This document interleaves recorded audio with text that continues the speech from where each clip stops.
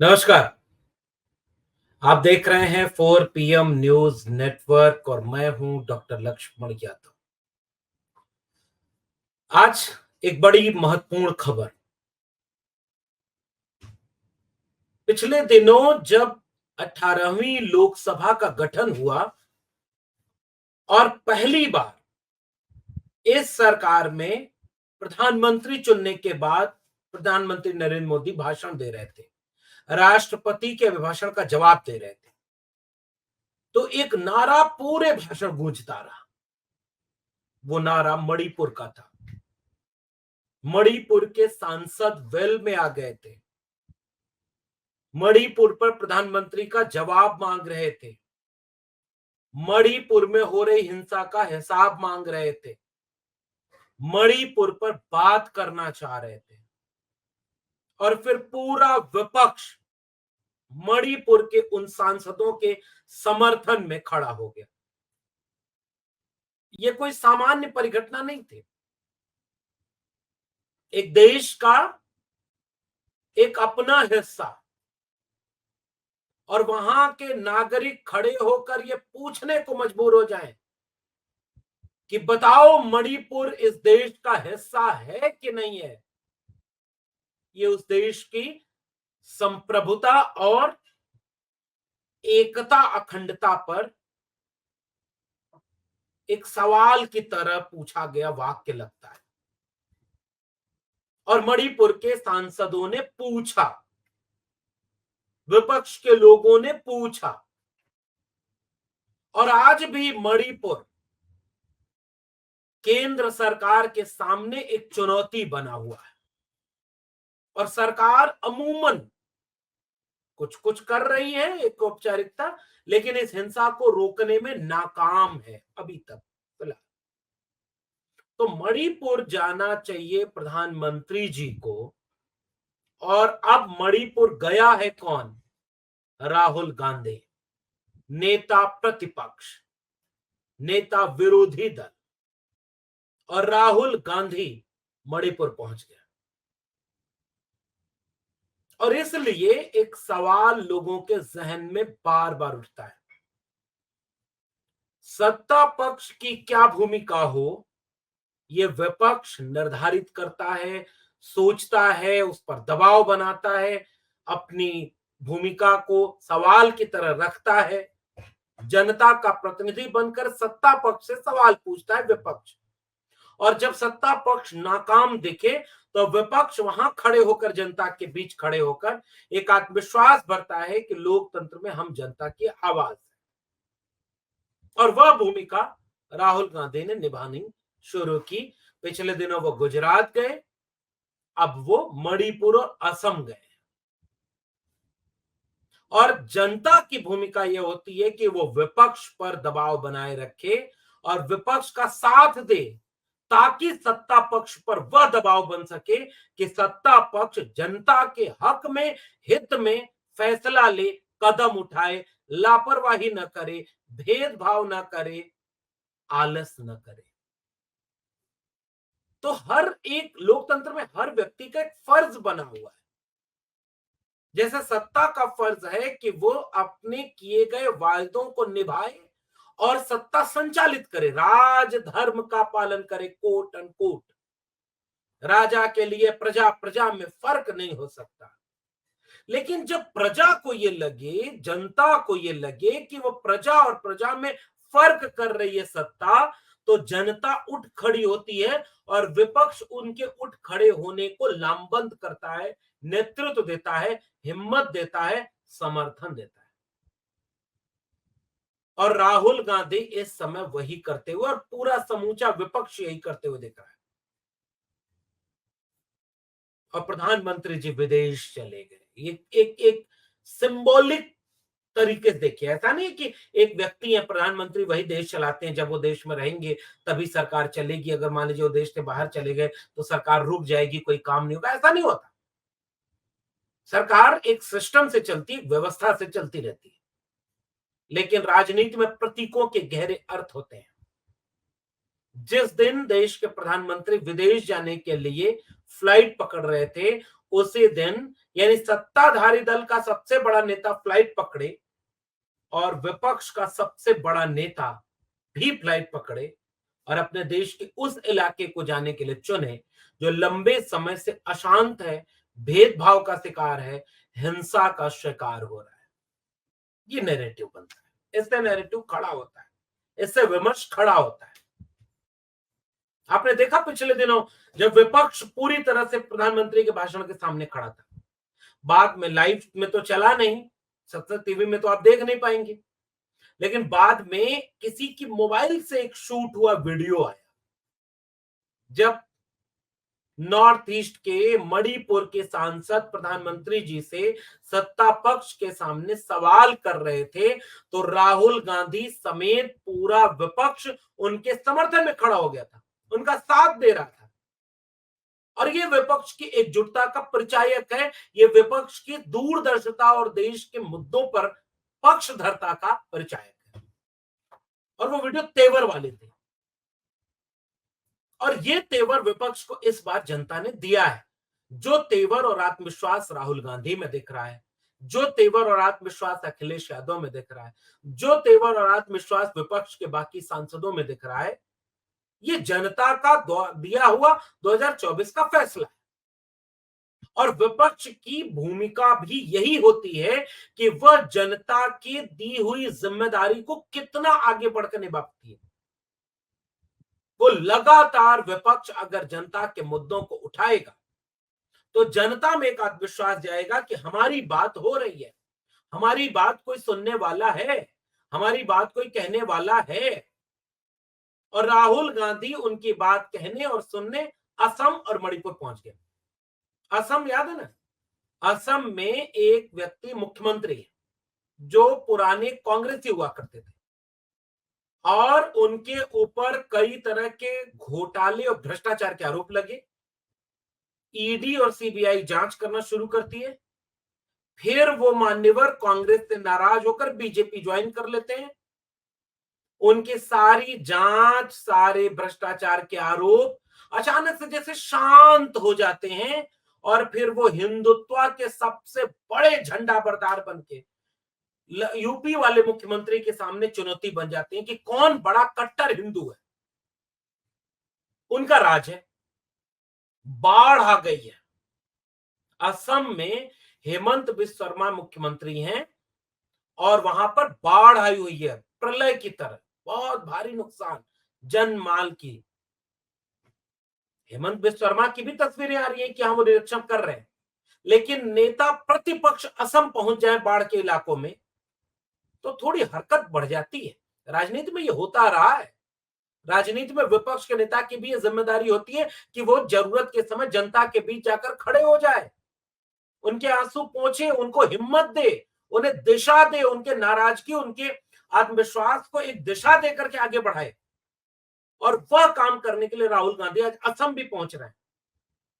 बाढ़ के इलाके का मुआयना करेंगे, वहां की चीजों पर बात करेंगे और इससे क्या होगा, मीडिया का एक्शन होगा।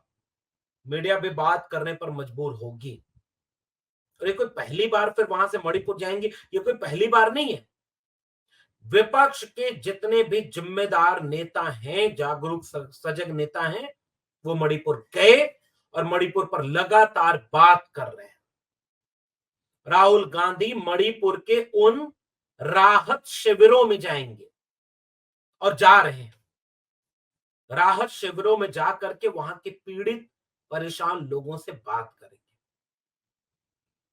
लोकतंत्र की एक खूबसूरती होती है, आपको याद है, इसको सोचिएगा एक बार।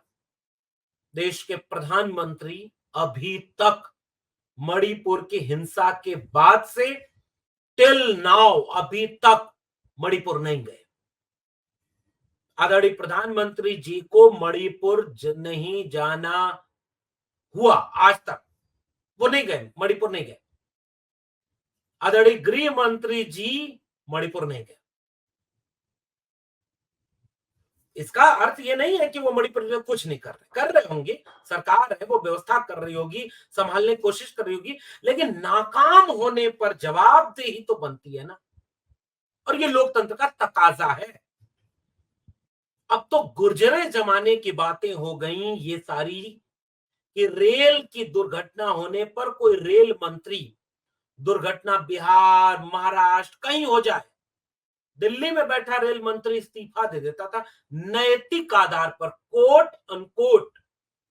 मतलब समझते हैं इसका नैतिक आधार? एक जमाना था इसी देश में चंद साल पहले एक राजनीति की नैतिकता हुई करती थी कि हम रेल मंत्री हैं, रेल में दुर्घटना हुई, हम नैतिक जिम्मेदारी लेकर के अपना पद छोड़ देते हैं, क्योंकि रेल का संचालन, नियंत्रण उस पूरे मंत्रालय की जिम्मेदारी है जिसके अगुवा हम हैं। तो अगर कुछ नुकसान हुआ है, कुछ फेल हुआ है, कोई दुर्घटना हुई है, तो एक नैतिक जिम्मेदारी होती है कि शायद हमने अपना काम अच्छे से नहीं निभाया। वक्त बदला, राजनीति की नैतिकता भी जाने कैसे लुप्त प्राय जीवों की तरह कहीं खो सी गई। अब राजनीति में कोई नैतिकता नहीं होती, बचने के बहाने खोजे जाते हैं। आप एक बात कहेंगे, उसके काउंटर में दूसरी बात आपके सामने पटक दी जाएगी। बताओ मणिपुर पर कांग्रेस ने क्या किया, बताओ मणिपुर पर नेहरू ने क्या किया, बताओ मणिपुर विपक्ष क्या कर रहा है, और आप भी उसमें कन्विंस्ड हो जाएंगे और आपको लगेगा ठीक ही तो बात कर रहे हैं। ये नया एक पैटर्न डेवलप हुआ पिछले दिन। तो वो जो नैतिकता हुआ करती थी कि हम प्रधानमंत्री हैं, हम गृह मंत्री हैं, और हम गृह को नहीं संभाल पा रहे हैं, हमारे ही देश के एक बड़े इलाके में आग लगी हुई है। एक खिलाड़ी अगर कुश्ती में एक खिलाड़ी अगर मुक्केबाजी में मेडल जीतता है तो वहां से रोते हुए वो कह रहा है कि प्रधानमंत्री जी मणिपुर में आग लगी है, उसे बुझाइए। वहां के विद्यार्थी, वहां के नागरिक, देश के बाकी इलाकों के नागरिक गुजारिश कर रहे हैं कि मणिपुर इसी देश का हिस्सा है, वहां आग लगी है, उसे बुझाया जाए। ये एक देश की चिंता होती है। मणिपुर इसी देश का है, और मणिपुर की निवस्त्र करके घुमाई गई इन महिलाओं को आज तक कोई भी भूल नहीं पाया होगा। जो भी इंसान होगा उसे इन तस्वीरों में, धुंधली तस्वीरों में अपने किसी रिश्तेदार का अपनापन महसूस हो रहा होगा। और वो आदिवासी तबके के इलाके हैं, आदिवासियों के बीच जाकर उस गुस्से को महसूस करिए।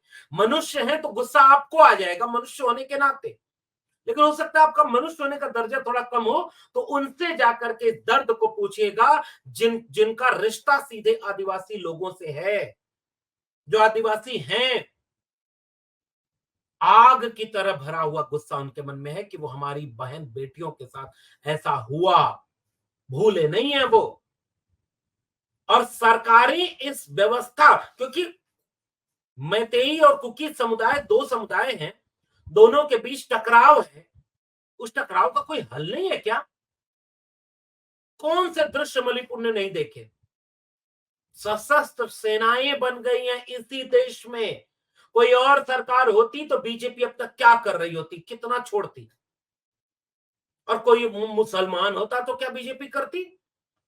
मंगलसूत्र छीन के मुसलमानों को दे देंगे, आरक्षण छीन के मुसलमानों को दे देंगे, भैंस छीन के मुसलमानों को दे देंगे। ये जो जिस दौर में ये राजनीति होती थी, कल्पना करिए कि मुसलमान होते तो क्या होता, आदिवासी है तो क्या हो रहा है।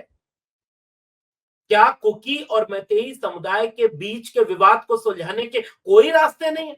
क्या प्रधानमंत्री जी केवल मणिपुर के लिए एक पैगाम दे दें कि हम वहां के लिए चिंतित हैं, इस इतने भर से मामला सुलझ जाएगा? और अगर नहीं सुलझ रहा है तो कोई ठोस ऐसी रणनीति क्यों नहीं बना पा रही है केंद्र सरकार, जिससे वहां शांति बहाल हो जाए, वहां के लोगों को सुकून मिले, हिंसा थम जाए।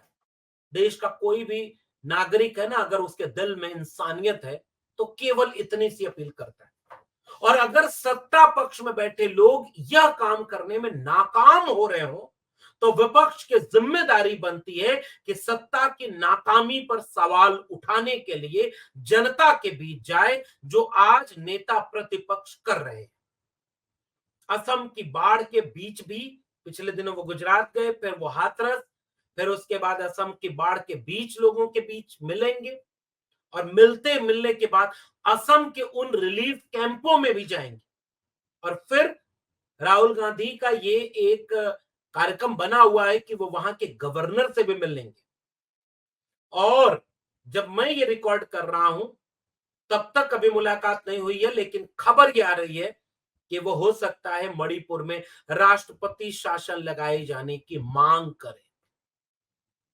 और ये लोकतंत्र का तकाजा है, मांग की जानी चाहिए और मांग की जाती रही है। और उसके बाद प्रेस कॉन्फ्रेंस करके राहुल गांधी इस पूरे मसले पर अपनी बात रखी। और ये एक देश के लिए चिंताजनक है कि कुकी और मैतेई समुदाय के बीच हिंसा इस हद तक बढ़ जाए। वो तो तब के आदिवासी हैं, इसलिए उन पर कोई ठोस कदम नहीं उठा पा रही सरकार, कोई रास्ता नहीं निकाल पा रही है। हिंसा रुक नहीं रही, थम नहीं रही, तनाव कम नहीं हो रहा। बहुत बड़ी हजारों लोग राहत शिविरों में जीने को मजबूर कर दिए गए हैं। ये एक देश के लिए चिंता का विषय होना चाहिए और उस चिंता पर मीडिया को बात करनी चाहिए, जिस मीडिया को कभी मणिपुर नहीं देखता, जो प्रधानमंत्री जी कभी मणिपुर पर नहीं बोलते। इसलिए जब प्रधानमंत्री जी सदन में खड़े होकर बोल रहे थे तो सारे नेता खड़े होकर विपक्ष के मणिपुर मणिपुर मणिपुर बोल रहे थे। और ये दुर्भाग्यपूर्ण है। ये इस देश के एक बहुत बड़े तबके को यह एहसास कराना, देश बनता कैसे, भूगोल के नक्शे पर खींच दी गई लकीरों के बीच आने वाले जमीन के टुकड़े कोई देश नहीं करते। और ये वाक्य मैं बार बार बोलता हूं, क्योंकि जमीन के टुकड़े से देश नहीं बनता, देश साझा सुख और उससे भी ज्यादा साझा दुख से बनता है, साझा सपने से बनता है, साझापन से बनता है। और अगर इसे देश के एक बड़े हिस्से में वहां के नागरिकों को यह साझापन महसूस न हो, उनका दर्द बाकी लोगों को अपना दर्द महसूस न हो पा रहा हो, इस देश के दलितों का दर्द, इस देश के आदिवासियों का दर्द, इस देश के पिछड़ों का दर्द, इस देश के महिलाओं का दर्द, किसानों का दर्द, मुस्लिमों का दर्द, नौजवानों का दर्द, महिलाओं का दर्द, अगर गरीब कमजोर गांव में रहने वाले, बाढ़ में डूबने वाले, एक रोटी एक टाइम कम खाने वाले, अगर इनका दर्द बाकियों को महसूस न हो तो फिर आप एक साझापन में नहीं जी रहे हैं। और विपक्ष की जिम्मेदारी है कि बार बार आपके उस साझापन को कोरे दे, जोड़े और लोगों के आंसू पोंछ करके एक करने की कोशिश करें। आपका क्या मानना है नीचे कमेंट बॉक्स में जरूर बताइए। फिर मिलेंगे किसी और टिप्पणी के साथ, तब तक के लिए देखते रहिए 4 PM। नमस्कार।